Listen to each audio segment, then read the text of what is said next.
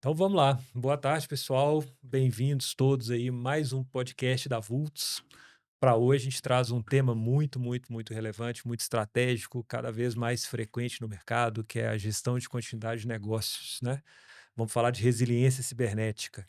Então, nesse cenário tecnológico que a gente tem cada vez mais conectado, cada vez mais empresas no mesmo ambiente, no mesmo ecossistema, a preparação hoje não é muito sobre se eu vou ter um incidente cibernético, né? Quando eu vou ter e como que eu vou estar preparado para isso, né? E para esse bate-papo hoje eu vou ter três pessoas aqui bastante experientes no tema, implementaram esse tipo de trabalho em diversas empresas no Brasil aí. Tem o nosso amigo Carlos Goldberg, famoso Cadu, o Rider e o Milton. Então, pessoal, queria começar com a apresentação de vocês aí, falando um pouquinho de como que esse tema entrou na vida de vocês também. Perfeito. Bom, primeiro começar me apresentando, sou o Cadu, Carlos Eduardo, sou gerente de projetos aqui na Vults, um pouco mais de 4 anos. E esse tema sempre foi um tema que me chamou a atenção, porque ele vai muito além da questão técnica. Ele é uma questão que vai muito em linha da gestão, que é onde eu sempre me capacitei. E foi, inclusive, um dos principais temas de segurança nos quais eu tirei certificações, assim, e me especializei. Esse é um tema para mim muito querido, porque ele traz justamente um dos pontos nevrálgicos de todas as empresas, né? Que é como manter a receita entrando na empresa, mesmo em face de eventos adversos. Então, por isso que ele é tão importante para mim, assim. Boa. Eu sou o Rider, também sou gerente de projetos aqui na Vultos, sou especialista em segurança da informação. E esse tema de continuidade de negócios chegou na minha vida de uma forma muito relevante, até pelo próprio nome, né? Negócios, né? Então a gente precisa olhar muito para o negócio e foi algo que me chamou muito a atenção. Eu me especializei nessa área e liderei projetos aqui na Vultos de implementação de sistemas de gestão de continuidade de negócios e resiliência cibernética. Boa, muito bom, pessoal. Eu sou o Milton, sou diretor de operações aqui na Vults, conjunto com o Marcão. Isso veio para mim, um tema de continuidade do negócio, até muito em linha do que o Rider e o Cadu trouxeram. Muito por background que eu tenho muito forte ali na parte de gestão, na parte de negócios, e também pela relevância que teve no tema atualmente. Tá tendo ali cada vez mais cobranças regulatórias no tema, então é um tema que eu tenho me aprofundado bastante, liderado alguns projetos em conjunto com os dois aqui, exatamente nesse tema. Bacana. Turma, quando a gente fala de continuidade de negócios, né? Então, o nome já está aí, é muito claro que a gente está falando de como deixar o business de pé, né? Então, até explicando, pessoal, quando a gente for falar em gestão de continuidade de negócio, a gente está falando de como que a gente mantém o negócio funcionando com o menor impacto ali sobre o seu ambiente tecnológico, né? É óbvio que com segurança da informação a gente está bastante preocupado ali com a continuidade em termos tecnológicos, né? Durante muito tempo aí, esse tema foi muito técnico, né? Muito, falando de quantidade de negócio, vamos saber se eu tenho um backup, se eu tenho a plataforma tal, quanto tempo que eu restauro esse backup, procedimento de backup. Então era um tema muito, tinha um mito que era um tema da TI, né? Mas quando a gente amplia para a quantidade de negócio e fala de negócio, né? Esse tema ele deixou de ser técnico e ele virou mais abrangente. Ele é uma preocupação de conselhos de empresa hoje, né? Então, seguradoras se preocupam, você vai fazer um M&A, eles perguntam como que você está com isso, né? Quais foram os fatos mais relevantes que deixaram essa curva de mudança de ser um tema técnico para um tema agora tão de negócio, tão de conselho, na visão de vocês? Eu acho que é natural, né, ter começado ali ser um tema de tecnologia, porque as empresas são altamente dependentes de tecnologia e as áreas precisam ter backups consistentes, backups testados, e por muito tempo se ficou nessa esfera de tecnologia. Mas o próprio nome já diz, é a continuidade do negócio, né? E aí a gente sabe no mercado alguns casos que aconteceram de backups que não estavam consistentes, empresas que perderam dinheiro, né? No final das contas, dinheiro, e isso precisou se escalar realmente para quem decide sobre o negócio. Então eu vejo que o tema continuidade de negócio saindo da TI, tendo essa abrangência e essa relevância dentro do negócio, isso acontece porque está muito mais próximo de onde está o dinheiro, digamos assim, né? Quem decide pela empresa, pela companhia. E isso não é uma responsabilidade exclusiva de TI. Muito bom ponto, o Rider. E um complemento também, Acho que um viés muito forte que se trouxe continuidade do negócio está atrelado a recentes casos que tiveram de incidentes, empresas parando por semanas, por dias ali, tendo suas operações extremamente comprometidas. Isso gera de fato ali o alerta. Opa, aconteceu no meu vizinho. Será que vai acontecer comigo de novo? Que no mundo ali, especialmente quando se fala de segurança da informação, o movimento ele começa muito quando se tem pela dor, né? Quando de fato ali eu tenho a ocorrência ou contigo ou com uma empresa do seu segmento, aí essa preocupação ali que de fato começa a afetar. Perfeito. No Brasil a gente tem esse ditado, né? A gente só fala de melhoria quando tem o corpo na mesa. Corpo na mesa.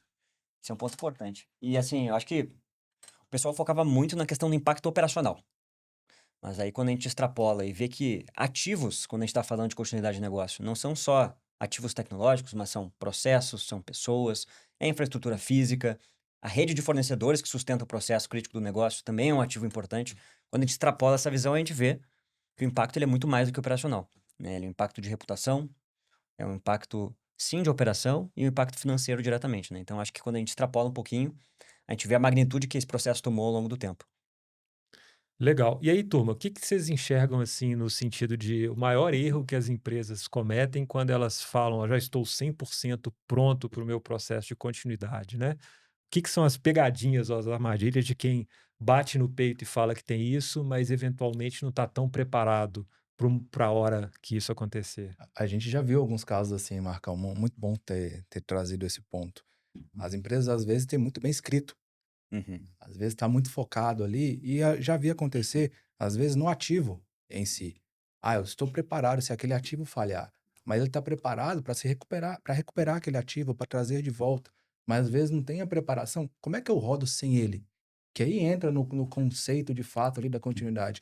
Como é que eu tenho ali um backup, mais um backup da minha operação para rodar sem aquele ativo importante? Ou seja, quando fala continuidade do negócio, é sair do olhar de ativo, especialmente de TI, que é onde está focado, para o olhar de processo. Olhar, de fato, fazer com que o processo continue gerando resultado. Acho que esse é um ponto extremamente relevante. É realmente olhar para o negócio, né? E não um olhar ali simplesmente, como você disse, para o ativo, né? Então é muito mais um plano, a gente vê muito mais um plano de DR do que Uhum. realmente um plano de continuidade de negócios. E fora que esse tema também é muito. Tem muitas vezes que ele é feito somente como checklist, né? Para cumprir pontos de auditoria. E não necessariamente ele é estruturado para ser prático, para ser colocado em prática. Então, em empresas que dizem que normalmente tem isso bem robusto, normalmente tem as documentações muito bem feitas. Tem política, tem as normativas, tem todos os planos de continuidade, recuperação, plano de contingência, mas nunca foi testado. Então, na hora de botar para rodar de verdade, é aí que eles veem os gaps e é aí que o problema acontece de verdade. Ó, Cadu, ponto perfeito. É Realmente. um cliente recente que a gente teve aqui, um dos pontos lá da DR, o tempo máximo que ele tinha para de fato se recuperar estava na casa ali de 4, 6 horas. Gente, tá bom, mas qual que é o tempo de recuperação, de restore do seu backup? Quando foi feito o último teste? Ah, estamos fazendo um agora, o primeiro. Passou um tempo, fizeram. O teste levou mais de 24 horas para o backup ser restaurado. Ou seja, nunca estava escrito, nunca testaram. Se precisassem de fato, teriam perdido muito tempo ali de operação, muita grana na mesa, pelo fato ali de que não testaram os seus procedimentos. E essa informação não estava clara para o negócio, para o board, né? Porque isso é um risco que precisava ser tratado, Uhum.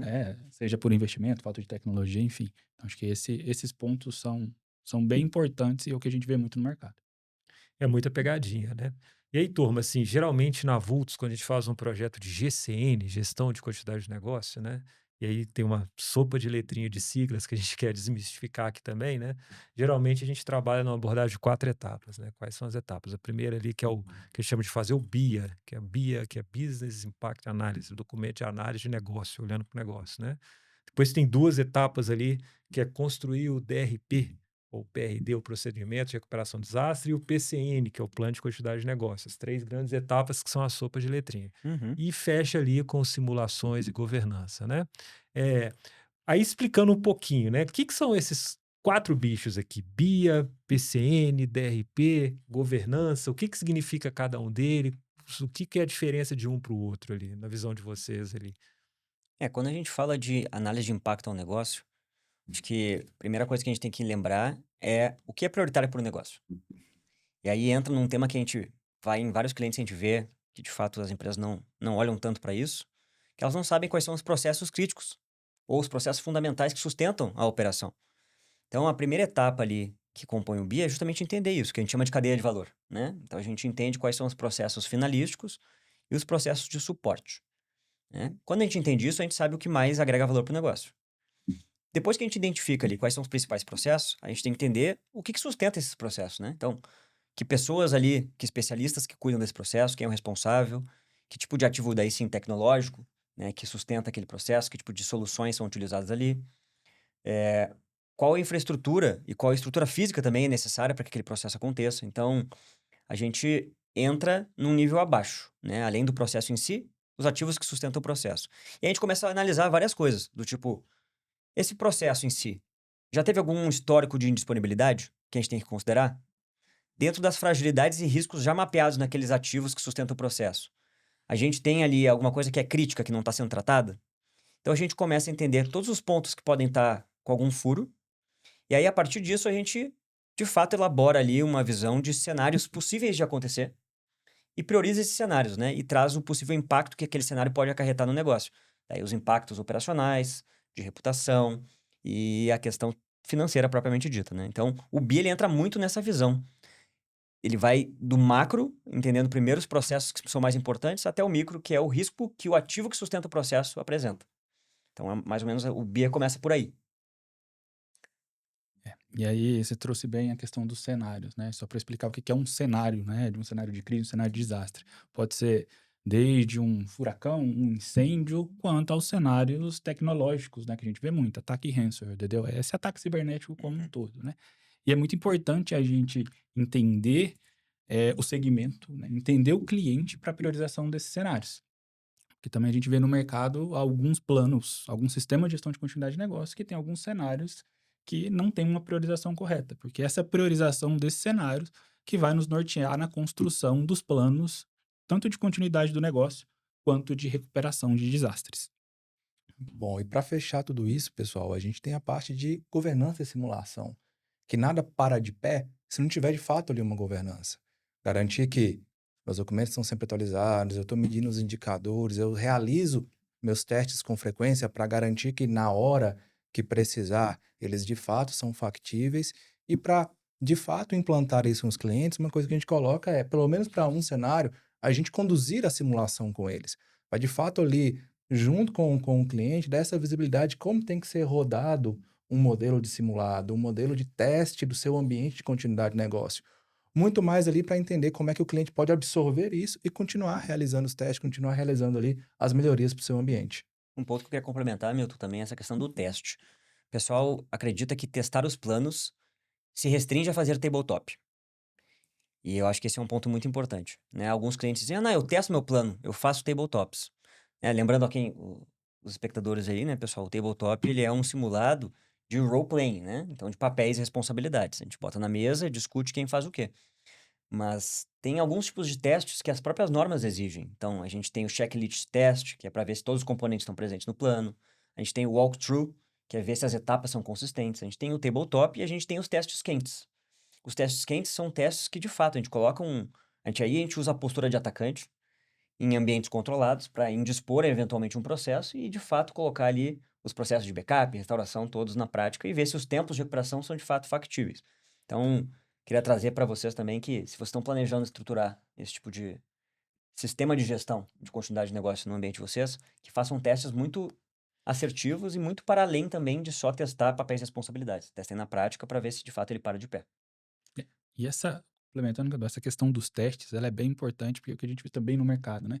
Às vezes se testa somente um cenário, talvez o cenário mais simples para fazer esse teste, e os demais cenários não são testados. Uhum. E aí, se acontece um incidente em um cenário não testado, há grandes possibilidades de o plano que foi definido não ser aplicado, porque não teve teste, né? Não teve teste. Então, isso é muito importante, a questão teste e conscientização, né? Uhum. Dos times.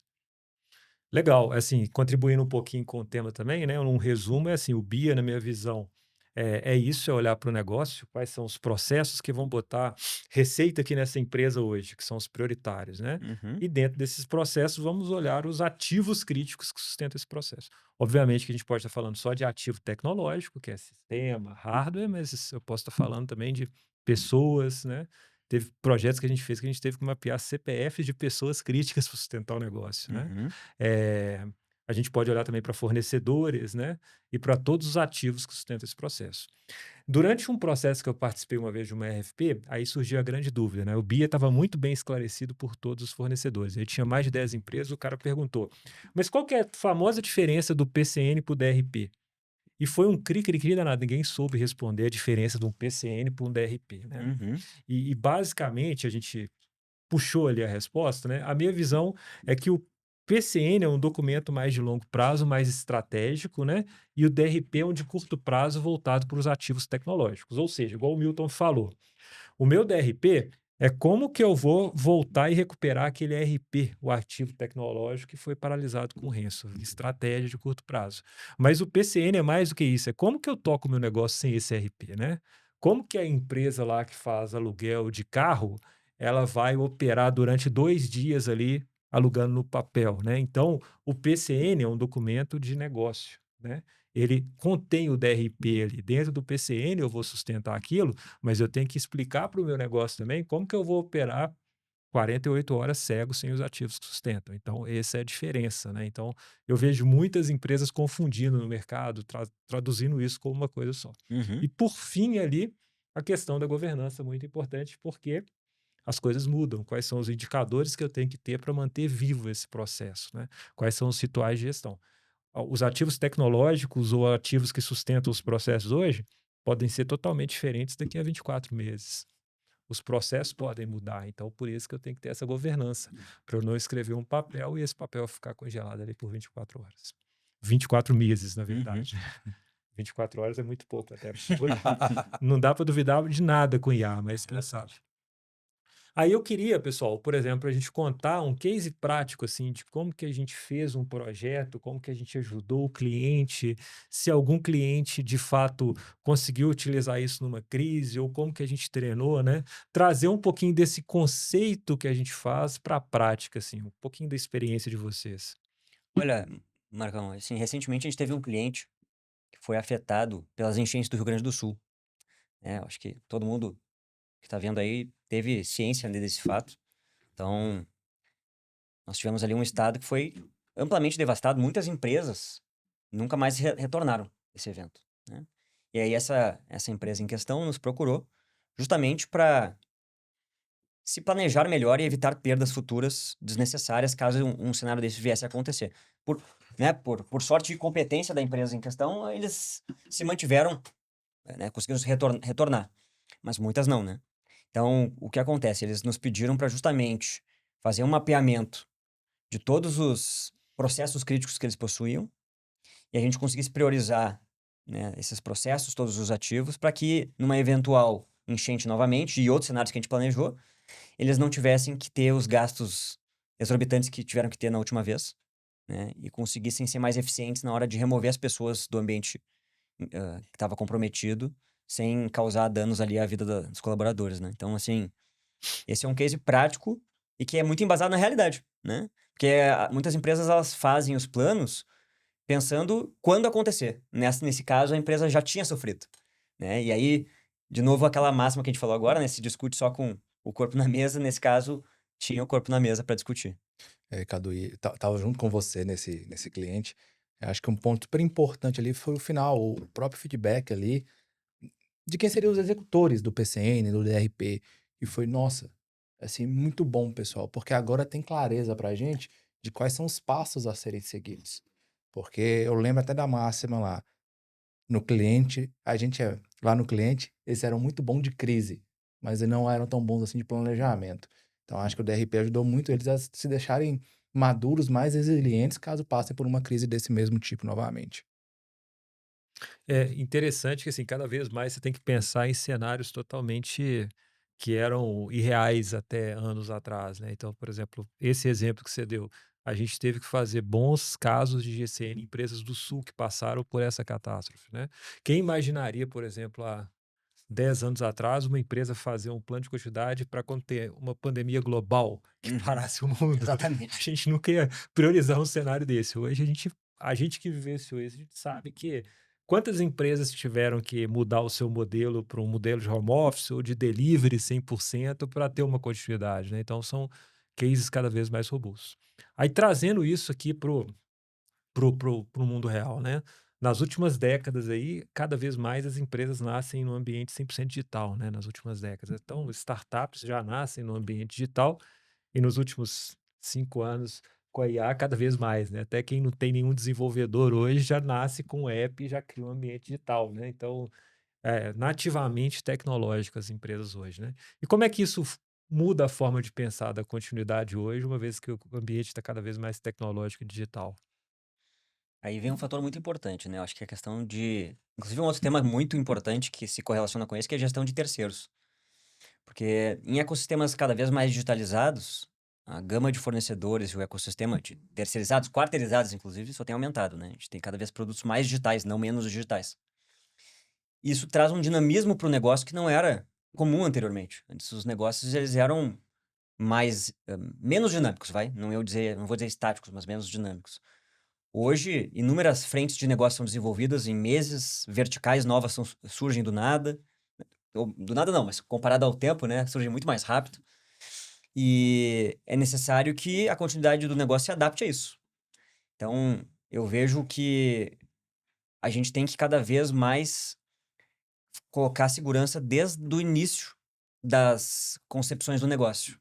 Então, por exemplo, novos projetos estão surgindo, novas frentes estão surgindo, colocar segurança desde o início para justamente conseguir conceber esses planos e conceber uma sistemática de continuidade desses novos processos verticais que vão surgir by design, né? E não esperar acontecer um desastre de novo para poder parar e refletir. Então, eu vejo que num mundo cada vez mais dinâmico e digital, segurança, de novo, se torna um pilar estratégico, né? E tem que ser envolvido desde o início para que a gente consiga manter um negócio que é dinâmico, também seguro e com um planejamento adequado. Pô, aí um ponto também aí, um item a mais nesse mundo digital é a redundância. Porque acho que nesse mundo de continuidade, onde tem muita coisa em nuvem também, antes ocorria a terceirização do risco, né? Eu jogava o risco ali para o meu provedor de serviço de nuvem. A gente teve recentemente, né, grandes provedores de nuvem que caíram. Nunca houve uma queda de tantas horas, mas caiu. Uhum. E aí? Como é que eu faço esse caso? Muitas empresas foram afetadas, então era um tema que, na verdade, muitos negligenciavam esse risco. Então, pô, com essa digitalização, novos riscos existem. Eu não posso simplesmente confiar que eu tenho apenas uma solução, uma ferramenta, um provedor, e eu delego para ele. Ele é responsável por ter um backup, por ter uma segurança. Dependendo do nível de criticidade do seu processo, do seu ativo, do seu negócio, importante considerar até mesmo soluções ali de redundância. E como é que, num plano de continuidade bem estruturado, você aciona essa redundância em caso ali de uma eventualidade, uma indisponibilidade em algum dos seus ativos. E um outro ponto também, né, com a digitalização, né, não só dos negócios que nasceram agora nos últimos 5 anos, mas os negócios já estabelecidos, enfim, é a questão do legado, né? Que a gente também enxerga muito no mercado, né? Ah, a gente vai falar de continuidade, mas tem um ativo aqui que pode ser uma joia da coroa. Não, mas isso aqui é um legado, a gente vai descontinuar. Só que não tem data, não tem nada planejado, e Muito. aí fica ali o calcanhar de Aquiles, né? Porque Exatamente. pode ser que a qualquer momento aquele legado ele pare de funcionar, né? Fique indisponível e ele acaba sustentando um processo crítico para o negócio. Então a gente volta a falar do BIA, né? Lá no mapeamento do BIA, mapear todos os ativos que sustentam aquele processo, justamente para o plano de continuidade, né? O sistema de gestão de continuidade contemplar todos os ativos da companhia. E um último ponto, pessoal, só um complemento aqui, é que quando a gente fala da continuidade, né, ela está pensando muito ali do risco se concretizar, ou seja, acontecer um incidente, e aí sim a gente toma as ações. Nesse ambiente cada vez mais digital, que a gente depende cada vez mais de tecnologias, é um ponto importante também, é o prévio, né? É tornar meu ambiente mais imune não tem como, né, mas menos sujeito a ataques. Então, aí um ponto importante é pensar em salvaguardas, em pensar em controles tecnológicos para, de fato, ali, ter a redução ter a redução da probabilidade de ocorrência de um incidente. Que aí eu não vou precisar acionar meu plano de continuidade. E Ah, até um ponto importante, né, que o plano de continuidade, uma das disciplinas que tem, antes de se falar em contingência, em falar de continuidade, é justamente a prevenção. Uhum. Então, fiz o BIA, entendi como funciona o meu negócio, entendi quais são os principais riscos. Antes de falar a minha contingência, o que que eu vou fazer quando o meu risco se concretiza, eu tenho que falar como é que eu posso evitar. Então, tem uma ação muito forte ali que é nas medidas preventivas. Cara, eu vou ter que ter um EDR extremamente robusto aqui para me prevenir de um ataque ransomware, entre outras ali iniciativas. legal, Milton. Você falou um ponto muito interessante, né? Tem muitas empresas que se julgam, né? Tem uma postura que fala muito madura em termos de tecnologia e de segurança, né? Mas mesmo assim a gente sabe que ainda tem algum risco, né? Onde é que estão esses riscos mais ocultos que as empresas às vezes negligenciam? O primeiro ponto é não testar o que está escrito, né? Porque a gente conversando com alguns clientes, né? Não, eu tenho um plano de continuidade, eu tenho aqui meus DRPs. E aí, quando a gente vai falar de testes, eles não testam. Ou testou quando o projeto estava em andamento, enfim, aquela documentação também nunca foi atualizada. E aí a gente volta a falar, né? Se eu não testo, eu não sei se é efetivo. Então, acho que esse é o primeiro ponto que a gente vê muito no mercado. Ter o sistema implantado, mas sem testar. Muito bom. E a gente acabou de falar disso aqui também, né? No mundo digital, as inovações, as ações saem mais rápido, então meu ambiente muda.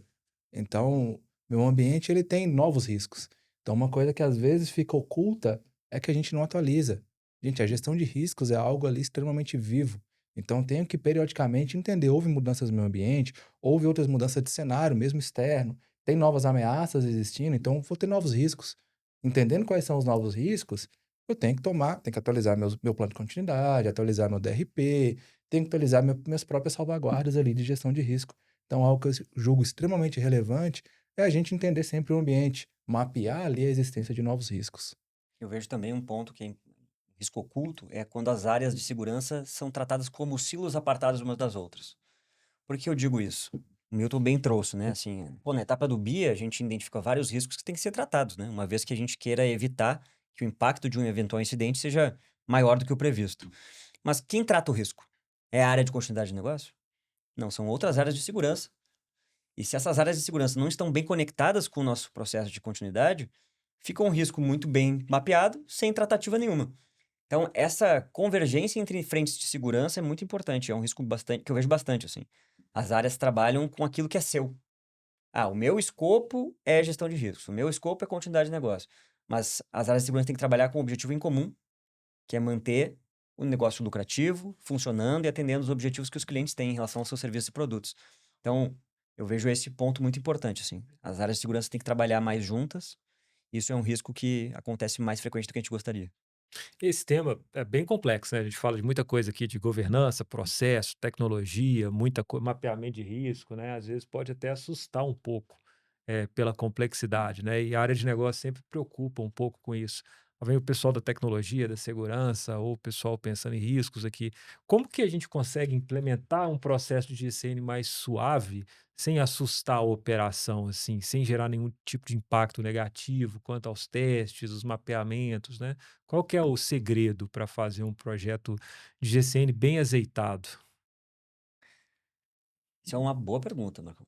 Eu acho que assim, para a gente fazer qualquer mudança, a gente tem que o primeiro passo da gestão da mudança é querer que abrir os times estarem abertos à mudança, né? Então hoje, acho que o grande ponto passa por não inutilizar tudo que existe. Então assim, poxa, a gente não vai criar algo do zero, a gente vai aproveitar o conhecimento de todo mundo. Eu acho que é uma questão bastante de política, assim, para gerar menos tensão. Porque as áreas estão no dia, elas focam muito no dia a dia, na operação, em apagar incêndio, e às vezes chega uma empresa, uma consultoria querendo reestruturar todos os processos, eles veem isso com maus olhos, né? Mais trabalho para mim. Mas eu acho que é trazer a visão para eles que esse trabalho mais organizado, inclusive, vai fazer com que o trabalho fique mais fácil. Que a gente vai conseguir dar mais celeridade às travas que hoje existem, e a gente vai conseguir aumentar a produtividade. Então, eu vejo que esse é um ponto bastante importante que a gente tem que ter esse tato ao lidar com os times, sabe? Não botar em xeque tudo que eles já estão fazendo, aproveitar muito o que está sendo feito, mas trazer a tranquilidade que a gente está trazendo agregação de valor e melhoria dos processos que já existem. E o que colabora com isso é a definição de uma governança do sistema de gestão de continuidade bem transparente e bem clara, né? Mostrar para os times a responsabilidade e a importância de cada um deles dentro do sistema de gestão de continuidade de negócio. Para não ser apenas um tema, igual você disse, Uhum. mais trabalho para mim, eu vou ter mais responsabilidade? Não, não é só responsabilidade, você tem, sua área tem importância dentro do sistema de gestão de continuidade, principalmente quando uma crise ela é declarada, né? Então, esses papéis precisam estar bem estabelecidos, porque a gente sabe, né? A gente respondemos várias crises, né? Uhum. Aquele momento de tensão ali não é momento de tomada de decisão sem ter algo documentado, né? Você precisa ter ali alguma documentação, seja um BRP ou um PCN, para te apoiar nas ações que serão tomadas durante a crise. É porque ninguém toma boa decisão com cabeça quente, né? Isso. E aí a gente vê muito, principalmente quando a gente vai fala, vamos fazer um tabletop, vamos fazer um teste aqui do plano, os times ficam inseguros quando não são bem treinados, porque eles não sabem quais responsabilidades eles têm, quais ações eles podem tomar, qual é a autonomia. Por isso que eu digo, ter uma governança bem estabelecida desde o início do projeto e trazer esses times que são responsáveis para participar de toda a implantação do projeto é crucial para o sucesso. Eu complemento também, pessoal, com uma coisa importante nesse negócio, né, de trazer as pessoas para o processo, para de fato ali criar um plano de continuidade, que é entender o que tira o sono, né? Quando eu Uhum. falo de tira o sono, é tira o sono fora da operação. Porque o que é da operação, a gente não conhece mais o negócio da pessoa que a própria pessoa. Sim. Mas o que tira o sono ali do ponto de vista de um fator externo, por exemplo? A gente teve um cliente, exatamente o que o Cadu comentou, que era a ocorrência de nova enchente. Uhum. Quando ali a gente trouxe que o foco era, de fato, para poder tratar algo que era uma preocupação de todos, pô, é tratar com que a gente não que a gente evite uma enchente, que isso não tem muito controle, mas de fato ali que a gente sofra menos, tenha condições de passar por isso com menos atribulação, todos se focam mais, tem um pouquinho mais de disposição em trazer ali as suas contribuições para o processo. Então, é de fato ali, entender as pessoas, ouvir e às vezes, em vez de ter aquela preocupação de fazer o plano perfeito, é só fazer o plano. É começar, de fato, ali, tomar a ação, entender qual que é o principal risco, qual que é a principal dor, e partir desse ponto ali, para poder começar a construir o plano de recuperação. Legal, turma. No ano passado, a Vultz pôde lançar aí o Panorama do Risco Cibernético Brasileiro. Estamos fazendo uma atualização esse ano, né? Ele foi baseado ali num estudo que a gente fez de medições que a gente fez de maturidade de processos em grandes empresas brasileiras e tem um número lá de processo de continuidade de negócio que é meio alarmante, né? A gente percebeu ali que 2/3 das empresas não tinham nada de continuidade e só 1/3 tinha algum processo ali de continuidade estruturado. Não vou falar bem estruturado, que a gente viu também na prática que grande parte ali tinha só uma política pronta para atender uma auditoria ou para atender alguma certificação ou algum seguro, né? Qual que é o risco real que uma empresa corre ao deixar a continuidade para depois? Não é o tema para agora, né? É um risco existencial, dependendo da sua dependência, né? Seja de tecnologia, seja de ativos, enfim, eu vejo que é um risco existencial para alguns casos. Eu acho que sim, porque sem também vejo assim, quanto a empresa está disposta a perder dinheiro, né? Porque ao deixar de lado, a gente está dizendo o quê? Estou disposto a perder mais dinheiro do que eu gostaria. Porque o planejamento traz justamente isso, né? Se eu sei exatamente o que fazer, quando fazer, como fazer, naturalmente eu tenho menos retrabalho, menos custos que eu não estava prevendo, e a recuperação sai mais barato, digamos assim, né? Ou menos cara, nesse caso. Então eu vejo que é o quanto a empresa está disposta a deixar na mesa de dinheiro. E esse ponto existencial é bem importante, né? Ela está disposta a deixar de existir amanhã, caso uma crise aconteça? É, talvez seja a teoria do apocalipse, né? Mas assim, eu acho que isso tem que estar na mesa, isso tem que estar na discussão do board, Concordo. porque senão o tema fica muito no operacional e ainda a gente sabe que em algumas empresas ainda está saindo de TI esse tema, mas esse tema tem que ser do board, não tem como não ser quando a gente fala de negócio e o board não está envolvido. Legal. E na prática, assim, quais foram os principais gatilhos de crise nos projetos que a gente trabalhou ali para serem testados e priorizados de risco, né? Falar de incidente cibernético, de tempestade, né? O que na prática, assim, se a gente pegar um top 3 dos projetos, o que são esses principais gatilhos que as empresas estão trabalhando hoje? Tem o gatilho. Um dos exemplos é desse da própria enchente, né? A gente usou alguns gatilhos muito claros. Eu acho que esse é um ponto bastante importante, né? Se os gatilhos de acionamento dos planos não forem claros, o plano pode estar muito bem escrito, mas as pessoas não vão saber quando acioná-lo.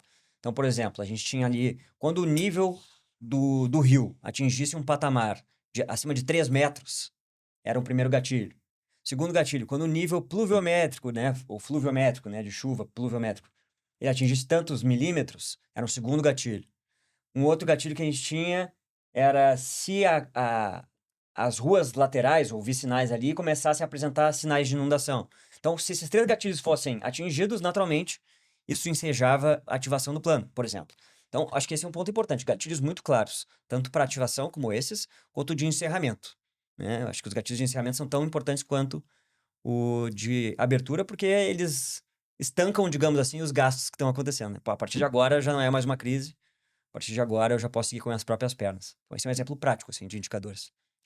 Bacana. Quando a gente fala de cenários tecnológicos, cenários cibernéticos, né? Se aquele incidente em si afeta a confidencialidade, integridade, disponibilidade da informação, se ele afeta a operação da companhia, né? Se afeta alguma imagem da companhia, se afeta financeiro, enfim. Então, tem vários gatilhos, e aí isso depende muito do segmento da companhia, do cenário, né? Para ter essa definição.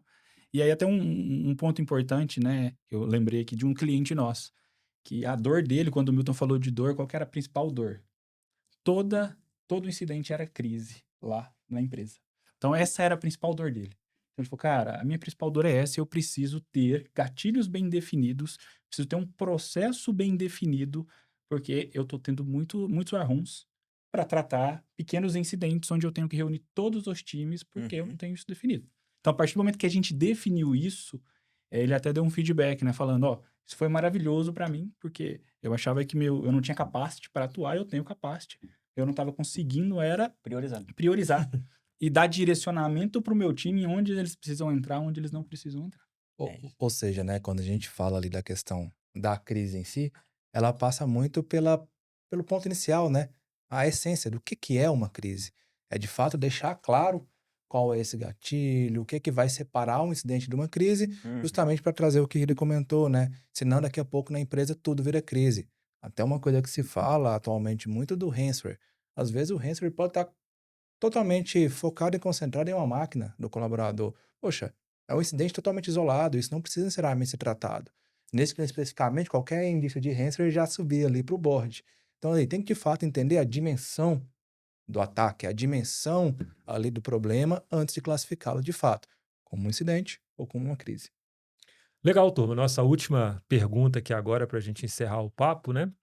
Para quem está ouvindo a primeira vez esse tema, né? Ou está interessado, está ouvindo esse podcast agora e se convenceu que a ideia é muito boa, eu preciso sair da ideia e preciso entrar para uma estruturação prática, né? Quais são as dicas aí do próximo passo aí no curto prazo para eu ter isso pronto? Primeiro ponto, pessoal, entendam o seu negócio. Acho que esse é o primeiro passo. Entendam quais são os processos que mais geram valor para o seu negócio. Então, fale com o seu gestor, peça para falar em alguma agenda com diretoria e entenda, veja com eles quais são os principais processos, serviços e produtos. Se você é uma empresa listada aí na bolsa, entra no relacionamento com o investidor, dá uma olhadinha ali nas linhas de serviço e produto que mais geram receita. E a partir dessas linhas de produtos, serviços e processos, entendam com as áreas donas desses processos quem são os responsáveis, quais são os ativos ali que são utilizados.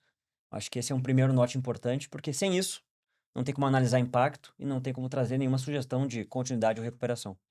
Complementando aqui, entenda seu negócio, entenda os riscos, entendendo ali os principais serviços, os principais produtos, o que tira o sono, né? O que incomoda ali, qual que é a principal dor, porque uma vez que eu entendo o risco, entendo o cenário, aí sim a gente consegue construir bons planos, construir planos focados, que de fato ali vão tornar a empresa mais resiliente com um cenário de crise. E não embarque nessa, né? Vou usar o IA para construir meu plano de continuidade de negócio. Olhe verdade. sempre para o seu negócio também. Isso é fato. E assim, a gente riu aqui, mas isso acontece realmente, isso é por experiência, tá? Eu tenho um plano de continuidade. Você vai olhar, mas eu não tenho BIA. Como que você não olhou para o seu negócio e tem um plano de continuidade de negócio? É, Não faz sentido, não né? faz. Então, acho que Ou esse é seja, um né, se bom você ponto. for para a IA vai te trazer o genérico. Às vezes pode trazer olhando para o segmento, mas nunca vai olhar de fato ali para o seu A sua negócio operação, específico.